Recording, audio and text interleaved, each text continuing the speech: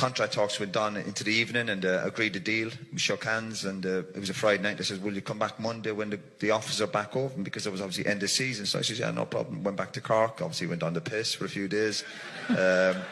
Sunday morning, woke up and I got a phone call in my house back in Cork, and it was Alex Ferguson. He said, listen, would you come and meet me for talks tomorrow? I said, well, I've shook hands with Blackburn. He said, well, don't worry about that. And flew to Manchester on the Monday and met Brian Kidd. Alex Ferguson had a game of snooker with him, the usual small talk. You know, they told me how great I was and I believed them. And but the problem was they still hadn't agreed a fee with Forest, so it was all a bit the usual stuff. If there's a few managers here, you know, a few talks behind clubs' backs, and they offered me 300,000 a year. It was important because this is the business side of football, you know, and straight away I learned about Man United that it is business as well. So Blackburn were giving me 400,000 a year, and United were offering me 300, and I was on 250 at Forest. So I'm thinking, well, it's not a massive rise, considering it was going to be a kind of a transfer record. So they stalled a little bit and dragged their heels. In the meantime, I did. Blackburn found out, and Ken Dalglish found out. I kind of agreed to go to United, even though I hadn't kind of signed my deal yet. And he was fuming. Again, I guess it's the other side of it. He was effing and blinding. You're a disgrace, blah, blah, blah. And I said, listen, I'm going on my holidays next week, which I was. I was going to Cyprus with a few lads just to do some sightseeing. And he said, I said, I'm going to Cyprus next week with my mates. I says, when I come back, I'm going to sign for Man United. He says, I'm going to find you. He says, I'm going to come to Ayia Napa and find you. So every bar in Ayia Napa, I was looking over my shoulder waiting for Ken Dalglish to walk in, and 5'10" Roy Keane saying, don't pick on 5'11" Gary Neville, pick on one of us. Do you know what? That always looks worse than what it really was. Honestly, it wasn't. I don't think it was as bad as that. You were right. You touch on it in your book, obviously, and you say that initially Vieira had been talking to Gary, and you came back into the dressing room, and you sort of said, "What's going on here?" And you said, "Roy, I was busy geeing myself up in the Camway. The last thing I wanted was Gary in my ear hole, going, they've been shouting at me in the tunnel. My attitude was, deal with it. You're not 11." So, what changed from Gary in your ear hole, it's a great word, to you, something about Vieira and what was going on obviously clicked? Yeah, but Gary was like that before every game. He would be a bit like twitchy and nervous, and the problem with the Arsenal lads that time, I wasn't. People look back on my career, I wasn't really into that argy-bargy stuff in the tunnels and threatening people. Honestly, it wasn't my scene. Jesus, listen out. I wasn't, but when I see lads then almost picking on somebody, and I don't mean just on Nev, there was 3 or 4 of them, Martin Keanes and people like that. So that probably, it was more the bullying than kind of fellas getting stuck into each other on the pitch. I think if you have any aggro with people, you bring it out onto the pitch, this tunnel stuff. And the most important thing about that night was, and maybe forgotten about, is that we had to win the game, and we won the game. Yeah. There's no point doing all this carry on in the tunnel and then going out and get beaten. So the key was to win the match and just put Arsenal, 1 or 2 lads in their place. But that was no big deal. I'm sure it happens plenty, it's just the cameras were there, that's the issue. Of course. Again, honestly, I thought it looked probably a lot worse than what it was. It came from the first Arsenal game in the season where we'd basically booted hell out of them, to be fair. And Antonio Reyes, God rest his soul, we had not targeted him, we just were very aggressive against them. And I think that feeling that the Arsenal players, it was suggested, were, you know, that we'd bullied them essentially at Old Trafford and that we kicked them off the park. And then I'd never seen it before, to be fair, where usually during the game things could happen. But Vieira literally chased me up the tunnel off the warm-up and started saying, you're not going to kick out players today. So it was quite unusual. So I thought it was well within my rights to report that back into the change room to the captain. You know, seeing as though he was going to be directly playing against him. No, so Dennis was sat here and Roy was sat there. I just said, Vieira's, he's gone, he had a right go at me in the tunnel. To which, I'm not quite sure what he did, to be honest with you, at that point. And then he waited for me in the tunnel. Before those shots there, he waited for me in the tunnel and basically, knelt down. I think he was like pretending to do his laces and started having a go again. And then obviously then Roy turned round because he heard it and basically, I think he squirted a water bottle at you. I think he squirted a water bottle at you or something. And then Roy sort of said, you know, what he said. I think he started talking about his charities and his other things, and questioned a few other things. Some great lines, there really were.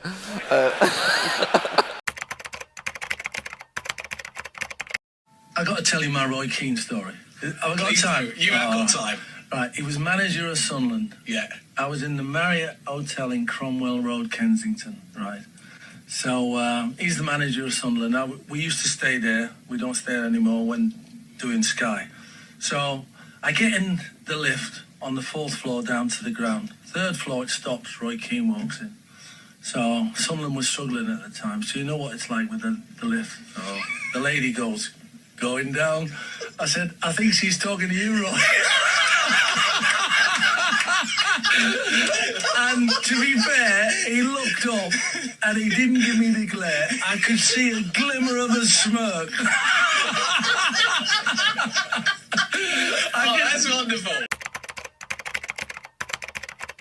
To go to a World Cup and represent your country. It was unbelievable. It was probably the best ever. And then you're looking around, you got people like Niall Quinn, Steve Staunton. Obviously, it was when Roy Keane, so there was all sorts going on there. But I think we did well anyway. Even when Roy left, it galvanised the squad, and we probably would have gone further if he had been there. But we played Spain and we lost on penalties, which I think we should have won that day. Do you remember that period and what happened? And I'd imagine it was quite surreal as a squad member to watch this massive conflict unfolding. It was unbelievable. Obviously, I'm not going to go too much into the story, but it was... Feel free. All right then. So, no, but I was on the beach with him, and just before it, and he was just saying, make sure you come here, not to just be a squad player, make sure you play. And obviously, I'm looking and thinking, this is Roy Keane, someone I've looked up to for years. So then we go... And with Ireland, we eat together, and we have a bit of a sing-song. So obviously, I start the Irish songs, as you know. I'm Irish. So yeah, no, but no woman, no yeah, exactly. But no, we start the Irish songs and stuff like that. So we're sitting there, and I'm here, and he's 2 away from us, and then I think he wasn't happy about the pitches and stuff, and our training kit got lost, and Roy wanted it done professionally. He's been at Man United. He already had meetings with Mick before. Were the pitches bad, though? That was bad there, but then when we moved to Chibo, and next place, it was unbelievable. It was a carpet, and that's where we stayed most of the time. So it was good, but we weren't allowed to do an article. No one was allowed to do interviews, and obviously Mick came in with the paper, and obviously Roy's done an article saying how this weren't this good and that weren't good, and they just had a bit of an argument. I'm not going to tell you what was said too much, but they've had an argument in front of all the lads, and next thing you know, Roy's back in Manchester walking his dog, and we obviously we're missing one of our, Ireland's probably one of their best players ever to play for Ireland, and we're missing him. But I think it galvanised the squad, but I think with him being there, it would have been brilliant. But it's one of those things, but to this day, you don't know. I think them two had a bit of history before between Mick and Roy, and obviously it's just spilled over the years. He clearly is an extraordinary character, both on and off the pitch. What was your relationship with Roy? I got on with him, but to be fair, I think the lads did it on purpose. Every time we'd come down for dinner, I was always one of the last ones to come down, and there'd be a spare seat next to Roy, and none of the lads sitting there. So I'd go and I'd sit next to him, and I'd talk to him. And I just talked to him about Man United, people like Paul Scholes, and what it's like, and how do you be the best? And then I used to watch the way he used to eat, and he always used to have his fruit salad before, and then he'd have his thing. Because me, I'd just go straight and have beans and just slide it all on. And then I used to see him, and then he'd have a rest for 10 minutes, and then have his thing, and he was healthy. So I thought, let me try some of that. So the next day I'd go and I'd try that. But it was someone who I looked up for. He was a good guy, but he could easily lose it. I know he's got the music playing and he's thinking, whatever you're saying, I'm not listening. Hey, I'm the only one who's made him laugh. He was laughing there. He's probably laughing at my banter. So Look, he's smiling. But clearly quite an intimidating character as well. And you had to be confident to want to go and sit down and chat with him. Nah, the way he used to train, he played how he trained.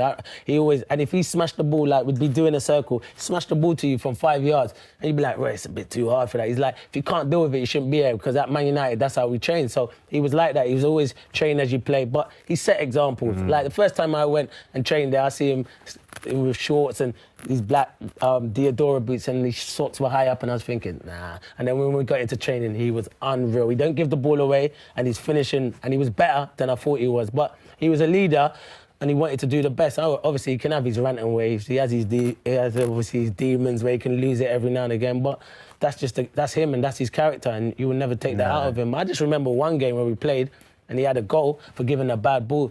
He must have gave a ball to me, and I didn't quite get there. But I said the ball was too short, and I was like, anyway, shut up, Roy. And he looked at me with that growl, the Faroe Islands away, and all the lads looked on the pitch and thought, oh, here we go, at half-time. So he's come over to me at half-time. I thought, I'm ready here, because he's going to have a right pop at me. I thought, here, he's going to swing one, but he was like, nah, you're right, mate, I agree with you. I was like, oh, buzz. I was scared. I was scared, but no, he's a great player and someone I look up to. And if I see him now, I'd still speak to him because he was very good. I know a lot of people say, oh, he's this and he's that and he can lose it, but he was one of the best and he wants to be the best. Up at Sunderland, blah, blah, blah. Trying to get players up to Sunderland, always difficult. Their wives didn't want to go up there because they want to go shopping. Eventually get Matty Taylor up. He was leaving, I think, Portsmouth, and he had an opportunity, I think, to go to Sunderland or Bolton. So I met him at the stadium, up at the boardroom, gave him all the talk for about an hour or two. He said, I've got a lot to think about, it's a big decision. I said, of course, you take your time, huge decision. I'll walk you down to the car park. As we walked down, he says, listen, Roy, huge decision, thanks for the chat. I said, yeah, you take your time, big decision, I understand for your family, no problem. Bolton, Sunderland to Bolton is no comparison, but listen, Bolton were not a bad team at the time. I see him walking to his car, I said, listen, brilliant, thanks for coming up. I'm literally, he turned his back, I got a text. There's not many people text me. So I says, hi Roy, it's Matty Taylor. So,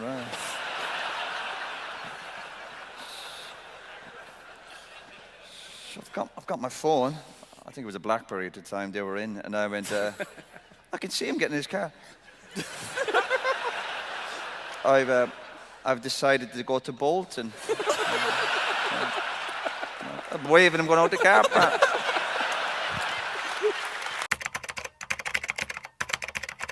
Laughing then, thinking when you're telling the story about you and Schmeichel in Singapore. Oh, fighting, yeah. In the corridor. Fighting. And it's just you two on your own. No, and you're telling the story in the morning after. Someone wake up, he's strong. Yeah, well, he's strong. 25 minutes, it's going on. Yeah, but the good thing with me and Peter fighting that night, and it was his fault, and he held his hand up, he apologised. It was fine, it was all like, you know, grown men were pre-season, bit of tension in the group, which can happen. Grown men, obviously, you're playing to get in the team, you're playing for a contract. And Peter wanted to fight, but I had a fight with Pally in Marbella. I was with Pally a few weeks ago, honestly, great guy. When you tell that story, I was envisioning you and Peter rolling in the corridor, all of us asleep. I vaguely remember, I think Bobby Charlton, I told you that, he opened the door, he apparently stuck his head out and he saw me and him doing it. I bet he's thinking, no. But I think we won the league that year, so it helped, I don't know. But even that, when I came down that morning after that fight, I remember thinking with the lads, going, I'm sure I was fighting, I can't even remember. I remember my hand, I was saying, I'm sure I was fighting last night, and one of my fingers was all bent back.